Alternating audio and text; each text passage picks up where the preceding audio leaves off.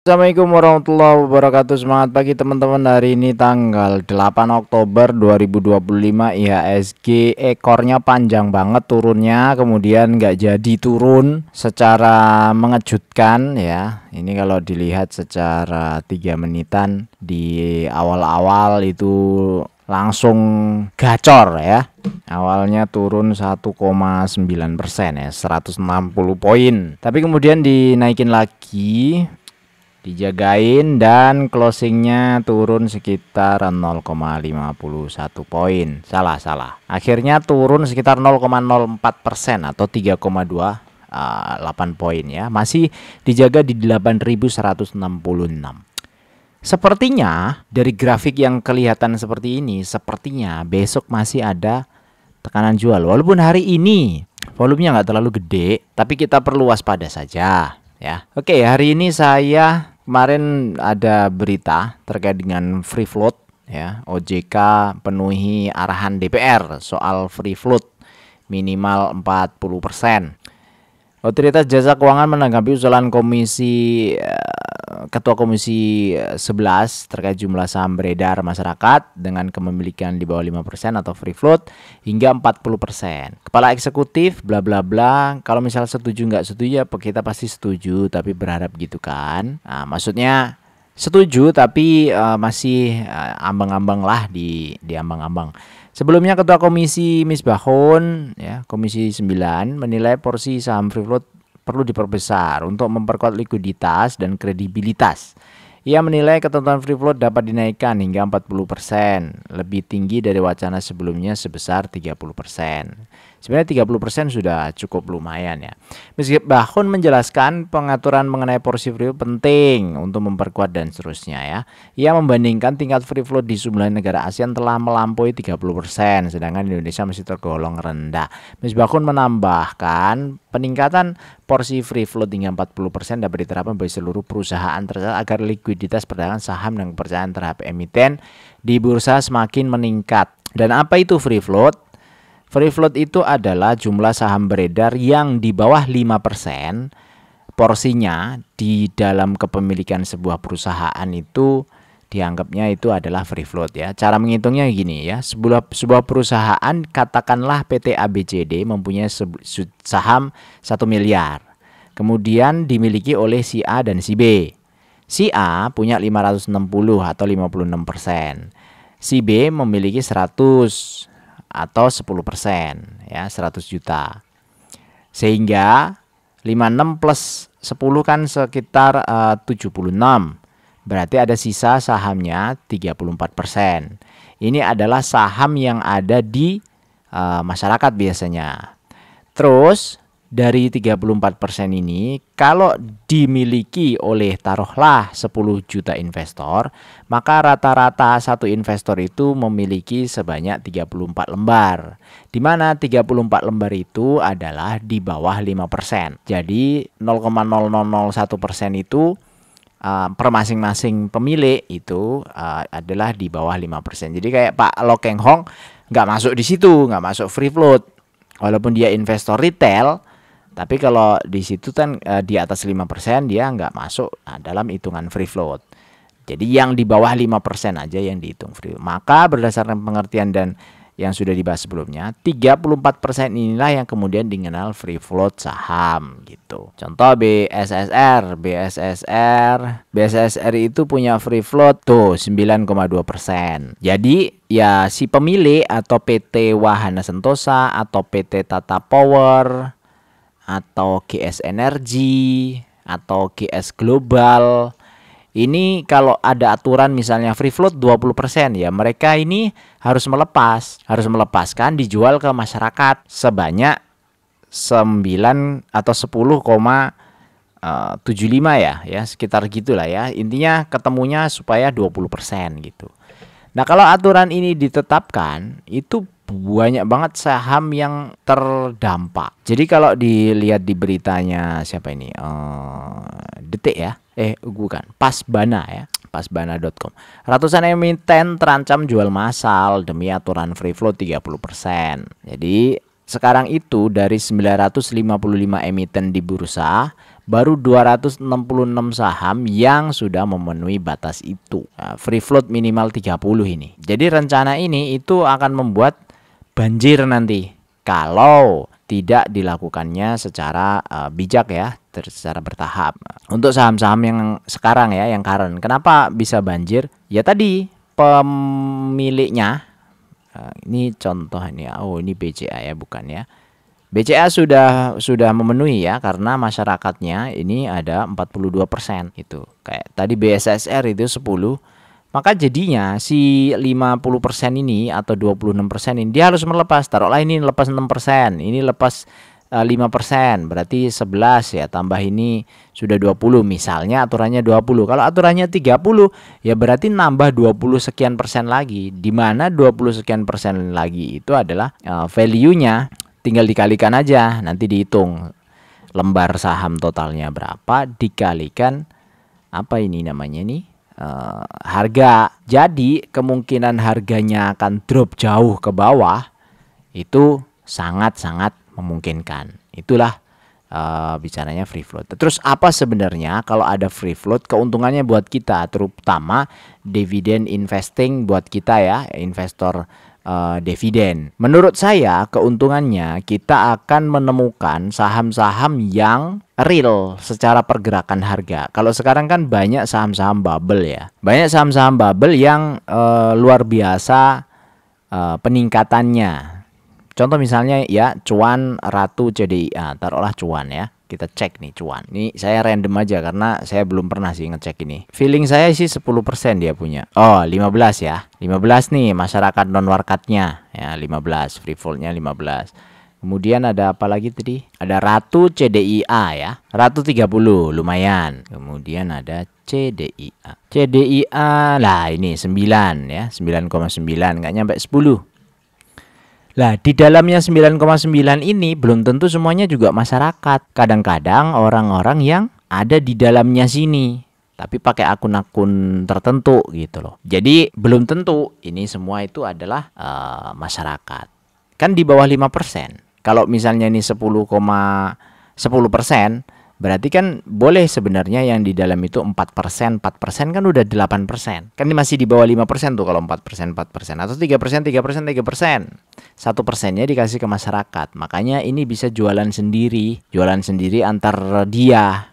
Supaya apa? Ongkos bensinnya itu nggak terlalu gede. Ongkos bensin itu yang retail-retail yang kecil-kecil yang jadi apa namanya pengikut itu nggak terlalu banyak. Jadi di pasar kering dia bisa naikin sahamnya sesuka dia gitu ya. Kayak sekarang CDIA nih ketemu misalnya 1015%. Nah, kalau misalnya tuker-tukeran barang sendiri ya pasti bensinnya lebih kecil kan. Coba brand ya. Nah ini brand juga sama nih, mirip-mirip nih 13%. Naiknya kan juga lumayan ya toh. 1137% ya. Dari pertama nih, dari 3 tahun yang lalu kan, dari pertama dia IPO kan. Naik terus naik turun di situ. Nah akhirnya kita sebagai investor yang fundamentalnya dijadikan pertimbangan kayak brand begini itu sudah nggak bisa masuk ke dalam list dengan harga segede ini ya, 9.600 ya. Kenapa? Karena ini yieldnya nggak nyampe 1% ya, 0,0 gitu. Dividennya 55 rupiah, dividen 5 rupiah ya kan. Harga sahamnya 9.600. PE-nya bisa 600 kali, artinya 600 tahun itu baru balik modal kan. PE itu kan price earning ratio. Earning ratio ya. Earning yang didapatkan, rasio earning, rasio pendapatannya dibandingkan dengan harganya. Harganya 9.600, earningnya cuma 16 atau cuma 14. 9.600 dibagi 14 berapa tahun gitu. Karena 14 itu per tahun. Berarti kalau 2 tahun 28, kalau 3 tahun berarti 42 gitu kan. 3 tahun aja baru 42 ya. Kalau 10 tahun kan baru 140. Lah ini harganya 9.600. Berarti butuh berapa? 600 tahun baru balik modal kalau kita belinya 9.600 dan mengharapkannya adalah dari EPS doang. sebagai imbal hasilnya ke kita lah. EPS ini pun belum tentu dibagikan ke kita semua. Yang dibagikan berapa Bang? Ya ini payout ratio ini 40% ini.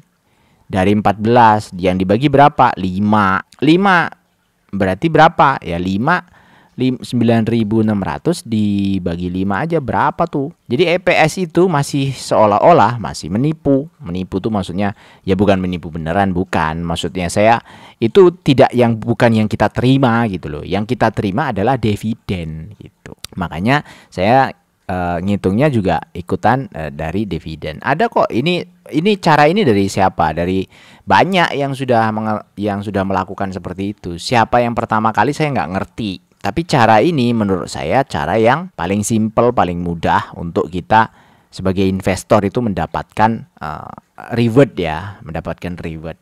Tidak hanya berharap dari capital gain saja. Dan saya hari ini ya, kalau ngelihat hari ini kondisinya pasar bergejolak lumayan ya. Dengan pasar bergejolak lumayan yang agak aneh adalah grupnya Adro naiknya gila-gilaan hari ini. Ini yang saya coba short ya, di atas 5%. Saham-saham yang hari ini naiknya di atas 5%. AADI 9,9%, Antam 5,7 ya, STAA 5,6, Adro 10% ya, ADMR 19,9%. Ini arah kah? Arah kayaknya ADMR ini, coba lihat. Di mana sih lihat arah? Oh iya ya, arah ya. Ini mentok nih. Saya nggak tahu sih. Yang penting ngelihat grafiknya kayaknya mentok. Nah, udah mestinya arah itu. Ini ya. Hajar kanan semua tuh. Yang MG ya, yang masuk ya. MG ZP AK. Nggak banyak sih sebenarnya, 20 miliaran. Ya itu. Ya, ADMR. Kemudian ADI juga sama, naik. Nggak tahu ini arah apa enggak. Naik 11%. Yang borong hari ini CCZP. ZPAK selalu ada ya di grupnya Adro. Nah, kemudian ada Adro juga naik nih. Nah tuh sama tuh akhir-akhir periode. Yang borong ada AK MGZP. Udah bertiga itu aja tuh, AK MGZP, AK MGZP. Masuk di Adro, ADMR sama ADI. Ada apakah? Nggak tahu saya. Saya tahunya nge-review begini saja nih, bahwa ADI itu masih menarik secara yield ya. Kemudian Antam juga masih menarik secara yield. ADI 8,7, Antam 8,5. Ini lumayan menarik. Apalagi kalau dapat capital gain kayak yang tadi itu. Sudah dapat garansi dividen, dapat capital gain. Pas lagi digitu-gituin, kita keluar dulu, ya nggak masalah. Kan? Suka-suka kita kan? Karena kita punya barang di bawah apalagi kan. Itu yang menariknya di dividen investing. Dan cara ini belum tentu cocok dengan teman-teman ya. Cara ini cocok dengan saya, belum tentu cocok dengan teman-teman. Walaupun cukup baik misalnya, tapi kalau nggak cocok, nggak bisa Bang. Kalau nggak cocok dengan jiwa kita, nggak bisa. Kadang-kadang kayak agak aneh tuh. Ini ada yang, nah ini ada komen nih ya. Ada salah satu komen dari abang orang kaya ini ya, Q8G ini. Semenjak ikut Pak Arief TV, saya sudah taubatan nasuha main saham gorengan. Kalaupun gabut, mainnya di akun virtual RTI Sekuritas. Ini adalah salah satu cara memanipulasi otak kita ya, supaya kita itu tidak tergoda, tidak terganggu. Karena apa? Kalau nggak cocok, jiwanya nggak cocok. Jiwanya itu jiwa pemain gorengan ya. Jiwanya itu pengennya sehari ada transaksi. Jiwanya itu pengennya sehari ada pembelian. Jiwanya sehari itu harus ada kemenangan-kemenangan kecil yang dirasakan gitu. Ikut begini, model dividen investing model begini, itu bisa tersiksa. Kalau udah tersiksa malah nggak nyaman gitu loh. Kalau nggak nyaman, gimana mau tahan 25 tahun? Orang tiap hari aja nggak nyaman. Maka dibutuhkan hal-hal tertentu ya, dibutuhkan cara-cara tertentu. Nah beliau caranya begini. Nah ini menurut saya menarik nih ya. Ikut, saya tahu gabut mainnya di akun virtual kan. Akun virtual kan suka-suka kita, mau berapa ininya kan suka-suka kita. Nah saya cara memanipulasi otaknya adalah dengan tadi ya, simulasi dividen investing. Kalau yang udah kenal channel ini lama udah pasti paham ya. Dan ya kita review lah ya di AADI 8,7 ini. AADI hari ini ya, hari ini naik 9,9 ini masih punya yield sekitar 8,7 potensinya sampai akhir tahun ya, dengan EPS 162 dan payout rasio kira-kira 45% secara estimasi. Hari ini naiknya pokoknya luar biasa ini. Saham-sahamnya Adro ya, grupnya Adro naiknya luar biasa. Dan menurut saya supirnya sih canggih sih ya. ADI, Adro sama ADMR itu supirnya canggih-canggih lah. Slow gitu. Kemudian enggak buru-buru ya. Oke. Nah, dengan misalnya 8,7% itu selama 25 tahun nabung itu dapat ya. Target 18 juta sebulan itu dividen atau dividen 200 juta setahun itu dapat ya. Angkanya 20 jutaan. Atau setelah 25 tahun nabung kita jadi 2,8 miliar atau sekitar 249 juta per tahun atau 20 juta 800. Kalau diteruskan sampai 5 tahun berikutnya, ini baru gede-gede banget, dan di tahun ke-30 tembus di 4 miliar dengan dividen 400 juta setahun atau 34 juta sebulan. Nah, itu komen saya terkait dengan free float, menarik aja ya. Kalau dibikin free float bagus banget buat saya gitu ya. Karena nanti saham-saham yang real, saham-saham yang value-nya itu memang buat dipakai transaksi itu oke gitu. Yang value-nya tuh bener-bener oke gitu, bukan di bubble ya, bukan digoreng sendiri atau bukan dimainin sendiri gitu. Dan kalaupun mau mainin sendiri kan modalnya jadi gede. Kalau kayak tadi BSSR oke lah, misalnya siapa tadi itu, kayak CDIA kan sekarang kan 9,9%.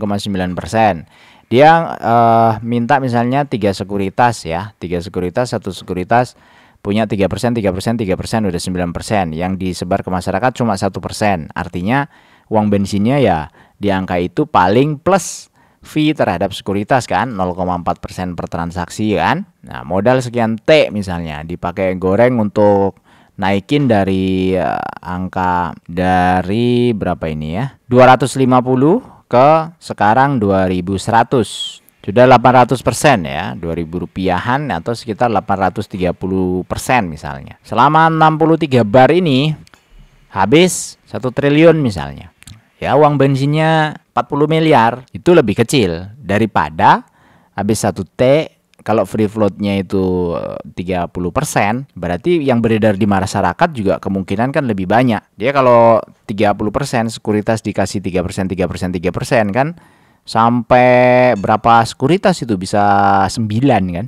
3% berikutnya baru disebar ke masyarakat atau bisa 10 sekuritas gitu. Jadi terlalu banyak dia punya kaki ya, punya kaki. Kalau terlalu banyak, uang bensinnya banyak. Buat naikin begini belum tentu cuan gitu. Kalau sekarang naikin begini, nanti masuk indeks dibeli sama indeks ya.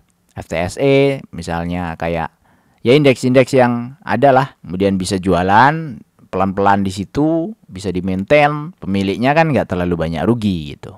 Karena indeks itu gede banget, karena uang di luar negeri itu kan gede banget, nggak kayak di kita. Di sana cetak uang, kayak Amerika kan cetak uang, nah, bebas kan, suka-suka mereka gitu. Makanya saham-saham atau yang ada di pasar saham begini itu normalnya memang harusnya naik terus ya, karena value for money itu turun terus, uang itu dicetak terus, sedangkan resource yang ditukarkan dengan uang itu sangat terbatas. Saya kira cukup untuk hari ini, sudah lama banget ya, mungkin ini hampir 20 menitan. Sorry ini karena saya uploadnya malam karena memang lagi nggak tahu, tadi agak ada urusan sedikit ya, urusan nonton. Tadi tuh dari tadi pengen bikin video kayak gimana gitu tuh, sudah ada sih di otak saya mau bahas free float, cuma pas waktu mau ngerekam tuh kok enak nih nonton YouTube, nontonin video-video lucu-lucu gitu kan, jadinya uploadnya malam gitu ya. Kalau mau tonton besok pagi aja, ambil berangkat kerja kan, dengerin radio kan bisa, taruh di mobil. Itu aja dari saya, makasih. Assalamualaikum warahmatullahi wabarakatuh, semoga bermanfaat.